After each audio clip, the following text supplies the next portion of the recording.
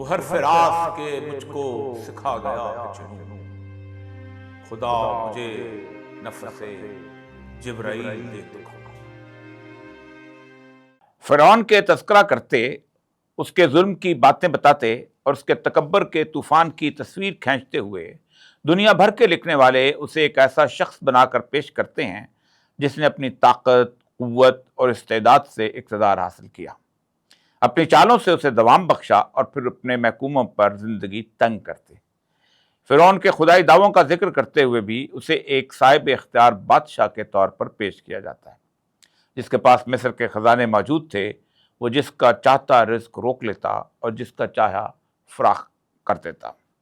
فرعون کے اس ظلم اور جبر کی شکار ایک مظلوم قوم تھی، بنی اسرائیل۔ صرف یہودیوں کی نہیں بلکہ دنیا بھر کے مورخین کی تحریریں اور ماہرین آثار قدیمہ کی مرتب کردہ کتابوں میں بنی اسرائیل پر ڈھائے جانے والے مظالم کی داستانیں اور شواہد کثرت سے مل جائیں گے۔ دنیا بھر کے مورخ، تجزیہ نگار، جدید دور کے مذہبی رہنما اس سارے عرصے کو ظالم و مظلوم کی ایک داستان بنا کر پیش کرتے ہیں۔ بنی اسرائیل ایک ایسی قوم جسے اچھوت بنا کر رکھا گیا تھا، اور فرعون ایک جابر حکمران جو ان سے ہر وہ سخت اور مشقت طلب کام لیتا تھا جس سے ان کی زندگی کے دن مشکل ہو جائیں۔ لیکن ان داستانوں کے برعکس اگر اللہ کے کلام قرآن پاک کا غور سے مطالعہ کریں تو اس پر تدبر کریں تو یوں آپ ایک حیرت کے جہان میں چلے جاتے ہیں۔ اللہ تعالیٰ جب بنی اسرائیل کے اس قصے کا ذکر فرماتا ہے تو کہتا ہے کہ میں نے تمہیں بدترین عذاب سے نجات دلائی، ایک ایسا عذاب جس میں فرعون تمہارے مردوں کو ذبح کر دیتا اور تمہاری عورتوں کو زندہ رکھتا تھا۔ یہ سب بیان کرنے کے بعد اللہ تبارک تعالیٰ نے پوری انسانیت کے لیے ایک پتے کی بات درج فرمائی۔ سورہ بقرہ کی 49ویں آیت میں اللہ تعالیٰ فرماتے ہیں، اور ہمارے ان احسانات کو یاد کرو جب ہم نے تم کو فرعون سے نجات بخشی، وہ لوگ تم کو بڑا دکھ دیتے تھے، تمہارے بیٹوں کو تو قتل کر ڈالتے اور تمہاری بیٹیوں کو زندہ رہنے دیتے۔ اس میں تمہارے پروردگار کی طرف سے بڑی سخت آزمائش تھی۔ کسی بھی فرعون سخت حکمران کا کسی قوم پر مسلط ہونا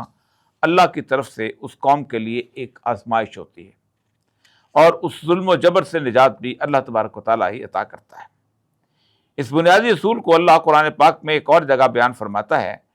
کوئی مصیبت نازل نہیں ہوتی مگر اللہ کے حکم سے، اور جو شخص اللہ پر ایمان لاتا ہے وہ اس کے دل کو ہدایت دیتا ہے اور ہر چیز سے باخبر ہے۔ سورہ تغابن۔ قوموں پر ظالم حکمرانوں کا مسلط ہونا، ان کا بستیوں پر ظلم روا رکھنا اور پھر ان کی مدت حکومت میں توسیع در توسیع اللہ کی طرف سے کسی قوم کی سخت ترین آزمائشوں میں سے ایک ہے۔ اس اصول اور کلیے کو سید الانبیاء صلی اللہ علیہ وسلم نے اپنے ایک حدیث سے واضح کیا، جس کا مفہوم یوں ہے، آپ نے فرمایا کہ حضرت موسیٰ علیہ السلام سے ان کی قوم نے سوال کیا کہ ہمیں کیسے علم ہوگا کہ اللہ ہم سے خوش ہے یا ناراض؟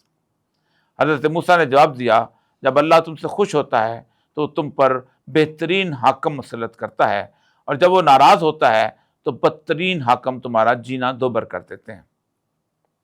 حاکموں کے مسلط ہونے اور ان کے ظلم روا رکھنے کو میرا اللہ اپنی طرف سے ایک سخت ترین آزمائش کا نام دیتا ہے۔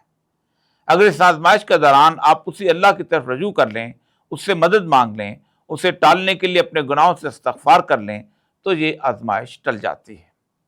لیکن اگر آپ یہ تصور کر لیں کہ ہم طاقتور ہیں، ہم تبدیل کر لیں گے، عوام کا ٹھاٹھے مارتا ہوا سمندر ہمارے ساتھ ہے، ہم لوگوں کو اقتدار کے ایوانوں سے گھسیٹ کر باہر نکالیں گے، تو یہ تکبر اور تفاخر اس آزمائش کو عذاب میں بدل دیتا ہے، اور تاریخ اس بات پر شاہد ہے کہ بستیوں کی بستیاں اٹھ کھڑی ہوئیں، ظالم حکمرانوں کی موت کے پروانے لہرانے لگے، انہیں ٹھڈوں اور لاتوں پر رکھا گیا، ان کے سر تن سے جدا کر دیے گئے، دنوں تک ان کی لاشیں سولیوں پر لٹکی رہیں، لیکن انقلاب لانے والے اس جم خریفیر نے مڑ کر دیکھا تو ان پر ایک اور ظالم، ایک اور جابر، ایک اور بدترین حاکم مسلط ہو گیا۔ انقلاب فرانس کی کوکھ سے ایک اور آمر نپولین نے جنم لیا۔ روس کے زار سے جب لوگوں نے نجات حاصل کر لی تو ان پر کمیونسٹ دور کی بدترین آمریت مسلط ہو گئی، جس نے اسٹالن جیسے ظالم درندے کو جنم دیا، اور سربیا کا برف پوش میدان انسانوں کا قبرستان بنا دیا گیا۔ چین کے لوگ اٹھے، لیکن ماؤ زیدونگ کے کلچرل انقلاب کے 4 سال انسانی سروں کی فصل کاٹتے رہے۔ ہمارا معاملہ یہ ہے کہ ہم اس دور میں سانس لے رہے ہیں جہاں دنیا بھر کے ذرائع ابلاغ نے ہمیں یہ سبق ازبر کروایا ہے کہ انسان اپنی قسمت خود تحریر کرتا ہے، انسان اس زندگی کو بدلتا اور بگاڑتا ہے، یہ اپنے مسئلے بھی خود حل کرتا ہے، اور اگر یہ اکٹھا ہو جائے، ایک معاملے پر متفق ہو جائے تو تحریک چلا کر تبدیلی بھی لا سکتا ہے۔ طاقت کا سرچشمہ عوام ہیں، ہم عوام کے سامنے ہی جواب دہ ہیں، ہم سب کو صرف عوام کی عدالت کے سامنے پیش ہونا ہے۔ عوام کو طاقت کا سرچشمہ بنانے والے انسان عظیم ہے خدایا کے نعرے میں مست لوگ پوری دنیا کو یہ یقین دلا چکے ہیں کہ دنیا میں تبدیلی صرف اور صرف جمہوری جدوجہد سے آ سکتی ہے۔ یہ وہی دانشور جو کمیونسٹ ہوا کرتے تھے تو آج سے 50 سال پہلے اپنی تحریروں، نظموں، افسانوں، ناولوں اور ڈراموں میں آواز بلند کرتے پھرتے تھے کہ تبدیلی انقلاب کے ذریعے آتی ہے۔ یہ غریب آدمیوں کا اکٹھا ہو کر ریاست پر قبضہ کر کے اس پر غریب آدمی کی آمریت کرنے سے ہوتی ہے۔ دنیا کے 60 کے قریب ممالک بلکہ آدھی دنیا میں اس طرح خون بہا کر ہتھیار اٹھا کر تبدیلی لائی گئی، اور باقی جگہوں پر بھی سرمایہ دارانہ نظام کے خلاف مسلسل جدوجہد کو ہی تبدیلی کا راستہ سمجھا گیا۔ انقلاب کے لیے بندوق اٹھانے والے لوگوں کو شہید کا درجہ دے کر ان کی قربانیوں پر نظمیں لکھی گئیں، لیکن لوگوں کو سکھ اور چین نہ طاقت سے انقلاب کے ذریعے حاصل ہوا اور نہ ہی عوامی طاقت کے جمہوری اقتدار سے۔ آج پوری دنیا کے امیر ترین ممالک جن میں جمہوریت نے اپنے پنجے گاڑے ہوئے ہیں اور جس کو کامیاب بنانے میں سرمایہ دارانہ سودی نظام نے اپنی تمام تر توانائیاں صرف کر رکھی ہیں، وہاں کے گلی محلوں میں لوگ سڑکوں پر نکلے ہوتے تھے، کتوں کے گلوں میں پلے کارڈ لٹکے ہوئے ہیں کہ ہم ہیں 99%، یعنی 99% کتوں کی زندگی گزار رہے ہیں، اور جمہوریت کے ذریعے برسر اقتدار آنے والا 1% طبقہ ان کے وسائل پر قابض ہے۔ دھواں دار تقریروں،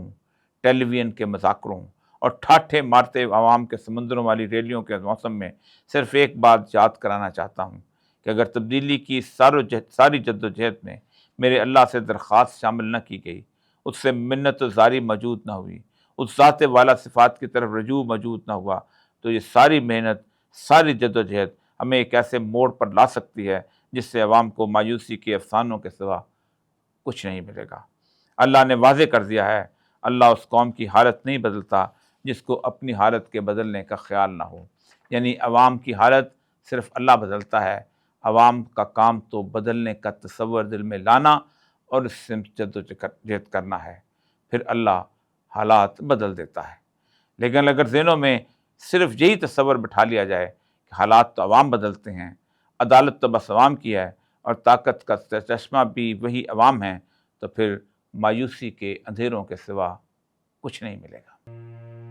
وہ ہر فراز کے مجھ کو سکھا گیا ہے جنوں، خدا مجھے نفس جبرائیل دے تو